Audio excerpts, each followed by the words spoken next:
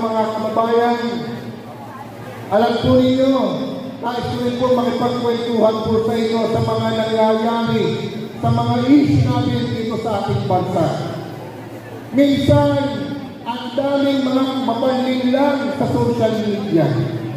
Madami pong mga politiko ang mga naninira porque mag-eleksyon na. Pagka magkakampi, purihan ang purihan. Pagka magkalaban, siraan ang siraan. Mga minamahal ng mga kababayan, madami po tayo napapanood sa telebisyon, sa social media, na binabalatan po ang mga ayuda. Kagaya ng AIS, ng AKAP, ng MAIC, ng TUPAD. Sabi ko naman, mga minamahal ng mga kababayan, anong masama sa ayuda? Kakapanggaling lang natin sa pandemya o COVID-19 kung saan ay maliwagkanan ang mga lockdown ng mga panahon iyon. Madaming buhay ang nawala. Madaming negosyo ang nagsara. Ngayon pa lamang po umahon ng ekonomiya ng ating bansa.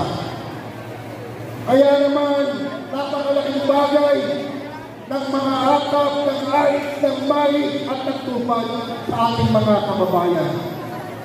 Dahil unti-unti po natin sila natutulungan na may panumbalik ang sigla ng kanilang pamilya pagdating sa pananalapi. At yung iba, wala natakot nila ang kanilang ayuda ay ginagawang puhunan para makapagtayo ng sari-sari store at kung ano pang mga negosyo upang matulungan nila ang kanilang pamilya na muling makaahon muli.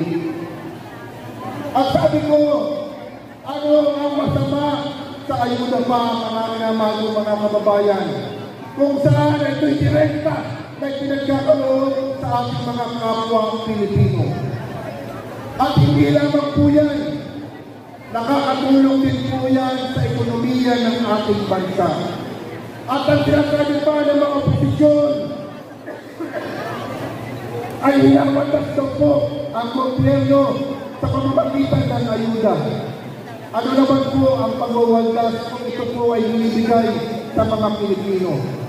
Pagka ang isang Pilipino binigyan ng ayuda, anong gagawin po ninyo? Pupunta po kayo sa palengke. Yung iba pupunta sa Pudol. Yung iba pupunta sa SM. Mamimili po ang ating mga kababayan.